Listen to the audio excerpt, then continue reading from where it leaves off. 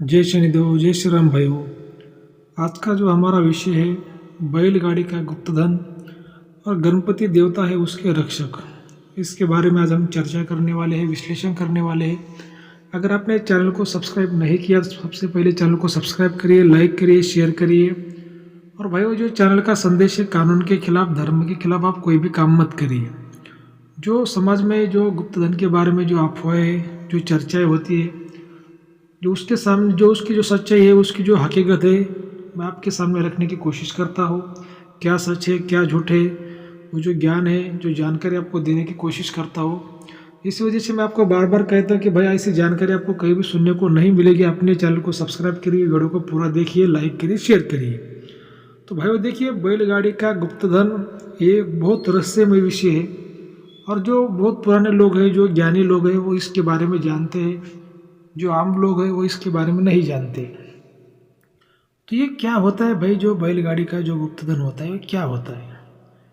तो देखिए, बात ऐसी हो जाती है कि जो पहले ज़माने में जो मंदिरों का धन हुआ करता था, किसी आश्रम का, किसी देवता का, किसी भगवान का, किसी माता का, ये जो भगवान का जो गुप्तधन होता है उस पर खुद भगवान ही उसकी रक्षा करते हैं और भगवान का ही उस पर टोटका होता है। जो भगवान होते हैं खुद वो धन के रखवाले बनते हैं।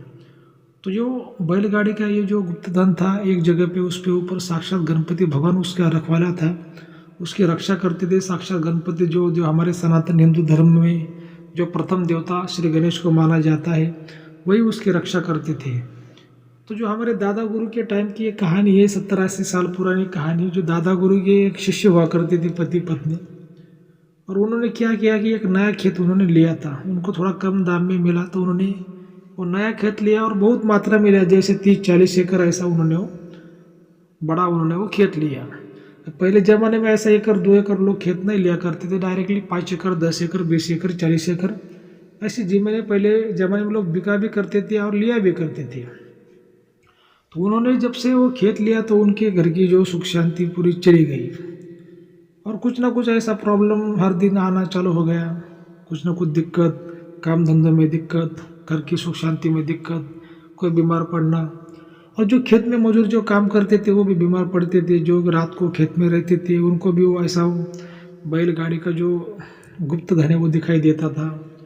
रात के कम से कम 11 बजे 12 बजे जो बैलगाड़ी जो चलती थी रात को, तो उसकी आवाज़ें, वो जो बैल होते, बैलों का जो घुंघरू होते उसकी आवाज़ें, बैलगाड़ी की चलने की आवाज़, वो जो खेत में जो मजदूर लोग काम करते थे उनको सुनाई देता था। तो मजदूर लोग मालिक को बताते थे कि भाई ये खेत में रात को आवाज़ें आती है, जैसे कोई बैलगाड़ी चल रही है। और देखिए, बैलगाड़ी अगर वो लोग देखते थे तो उनको दिखाई भी नहीं देती थी, खाली उनको चलने की आवाज़ें आती थी। जो पति पत्नी थे, हमारे दादा गुरु के शिष्य हुआ करते थे, बहुत ही प्रिय शिष्य हुआ करते थे, ईमानदार थे, वफादार थे। तो एक दिन वो दादा गुरु के पास में आए, उन्होंने दादा गुरु को बताया कि गुरु जी, हमने ऐसे एक नया खेत लिया, तब से कुछ अच्छा नहीं हो रहा, बहुत हम प्रॉब्लम में हैं। और जो मजदूर लोग बोलते हैं कि खेत में कुछ आवाज़ें आती है, कुछ बैलगाड़ी चलती है, ये क्या है, इसकी हमें जानकारी चाहिए। आप एक बार आइए हमारे घर पे, हमारे खेत पे, आप देखिए और इसका जो सही ज्ञान है आप हमें देने की कोशिश करिए, ऐसा उन्होंने विनती किया हमारे दादा गुरु से। अभी देखिए कैसा कि जो शिष्य होते हैं, जो प्रिय शिष्य होते हैं, जब वो गुरु से रिक्वेस्ट करते हैं, विनती करते हैं, तो उनकी बात को मानना पड़ता है, ठीक है। और गुरु ऐसा किसी की बात नहीं मानता, जो उसको भी प्रिय शिष्य होता है। जैसे महाभारत में द्रोणाचार्य का जो प्रिय शिष्य था वो अर्जुन था। सभी शिष्यों में वो प्रिय था और उसको ज़्यादा विद्या सिखाई थी द्रोणाचार्य ने। तो वैसी बातें रहती है कि दादा गुरु उनकी बात मान गया और उनके घर पे चले गए और उनके खेत में भी रात को चले गए देखने को।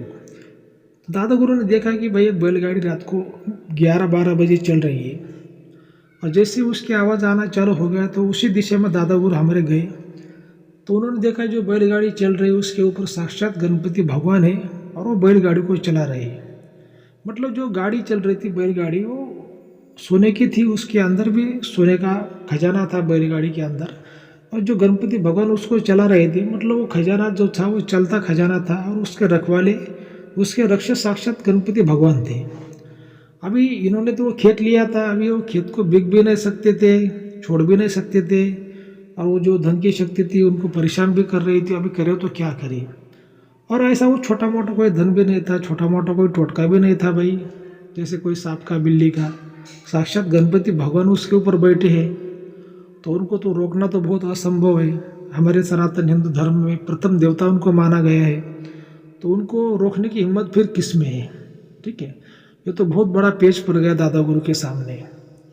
तो दूसरे दिन दादा गुरु ने उनको बताया कि भाई तो साक्षात गणपति भगवान है, उनका जो धन है देवता का धन है, वो साक्षात देवता इसके रक्षक है।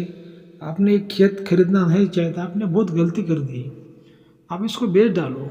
तो लोग बोले गुरु जी हमें अभी इसको बेच भी नहीं सकते, क्योंकि ये जो खेत का कुछ पैसा दिया है कुछ बाकी है, अभी बेचना भी संभव नहीं है और ऐसा इसको रखना भी संभव नहीं है। आप इसका कुछ ना कुछ बंधन करिए, हमें इसकी कोई भी लालच नहीं है, लेकिन इसका बंधन करना बहुत ज़रूरी है। तो देखिए अभी वो जो खजाना था तो वो तो भगवान का खजाना था, और ऐसे उसको अगर दादा गुरु हमारे प्राप्त भी कर लेते तो जो खेत का मालिक था वो तो पूरा खजाना जो भगवान का होता है भगवान के काम में लगाना पड़ता है। तो ऐसा खजाना प्राप्त करने से भी कोई फायदा नहीं, अगर कर भी लिया तो वो सामने वाले ने अगर मान लीजिए कि वो दान धर्म में पूरा नहीं खर्च किया तो सीधा पाप वो तांत्रिक को लगता है, सीधा पूरा जो शक्ति जो फिर परेशान करेगी वो तांत्रिक को करेगी। तो भगवान का खजाना ऐसा कभी भी नहीं लेना चाहिए और निकालना भी नहीं चाहिए।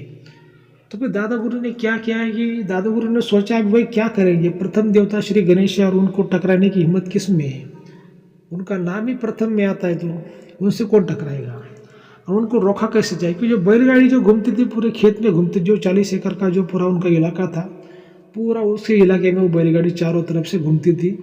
और जब घूमती थी तो सुबह जब वो खेत की जो फसल है वो भी बर्बाद होती थी, खराब हो जाती थी, पीली पड़ती थी। ऐसा वो क्योंकि वो धन की शक्ति वहाँ पे थी ना, उसका बंधन करना बहुत जरूरी था, नहीं तो फिर वो धन फसल भी अच्छी नहीं आती और जो घर के लोग है जो मालिक है वो भी परेशान हो रहा था कि उसके ऊपर भी नेगेटिव शक्ति वो प्रभाव डाल रही थी। काम धंधे में बीमारी वाद विवाद हर तरफ से पैसा खर्च हो जाना। तो दादा गुरु ने फिर क्या किया, जैसे ही दूसरी रात को फिर से दादा गुरु खेत में चले गए और जैसे ही रात के 11 बजे 12 बजे वो बैलगाड़ी की चलने की आवाज़ शुरू हो गई। तो उस दिशा में दादा गुरु फिर से गया और जो बैलगाड़ी ऐसे चल रही थी, दादा गुरु भी उसके साथ साथ वो चल रहे थे। पूरी ऐसे आंखों से दादा गुरु ने देखा कि साक्षात श्री गणेश भगवान उस बैलगाड़ी पे थे, एक वो रक्षक थे, उनके हाथ में तलवार थी। और फिर जैसे ही बैलगाड़ी का जो आखिरी जो स्थान था वहाँ पे बैलगाड़ी आके जो गायब हो जाती है, तो उससे पहले दादा गुरु उस ठिकान पर जाके पहुँच गए और उसके सामने खड़े हो गए। और जैसे सामने खड़े हो गए तो बैलगाड़ी उनकी तरफ चल रही थी और दादा गुरु ऐसे पीछे पीछे चल रहे थे, बैलगाड़ी उनके तरफ चल रही थी। क्योंकि बैलगाड़ी को रोकना इतना आसान नहीं था, क्योंकि वो साक्षात श्री गणेश भगवान वो बैलगाड़ी को चला रहे थे। तो जब दादा गुरु ने बहुत से मंत्रों का उपयोग किया उनको रोकने के लिए, लेकिन फिर भी वो बैलगाड़ी नहीं रुक रही थी। फिर दादा गुरु ने भगवान शिव के मंत्र का उपयोग किया, फिर भी बैलगाड़ी नहीं रुकी। तब लास्ट में दादा गुरु ने क्या किया कि महाकाली के मंत्रों का उपयोग किया, क्योंकि जो महाकाली है वो सबकी माता है और भगवान श्री गणेश की भी वो माता है। आपने सुना होगा कि माता के लिए भगवान श्री गणेश ने अपना सिर कटवाया था, भगवान शिव जी ने उनका सिर कटाया था, फिर भी उन्होंने भगवान शिव को नहीं अंदर जाने दिया, अपना माता का आदेश का उन्होंने पालन किया था।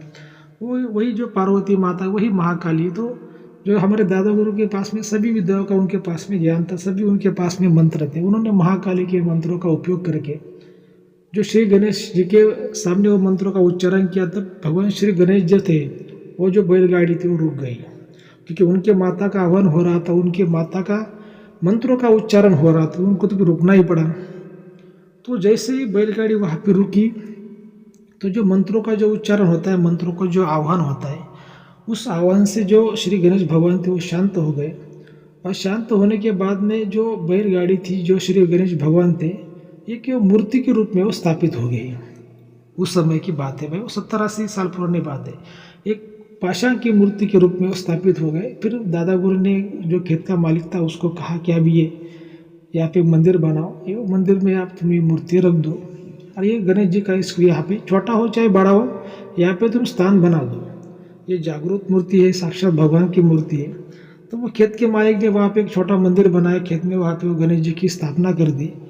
और तब से जो धन की शक्ति थी, वहाँ से जो नेगेटिव शक्ति थी वो चली गई।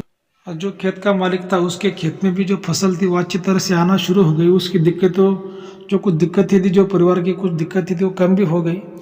तो भाई वो ऐसी जो बातें होती है, ये पिछले जन्म की कहानियाँ हैं, ऐसी बातें हैं।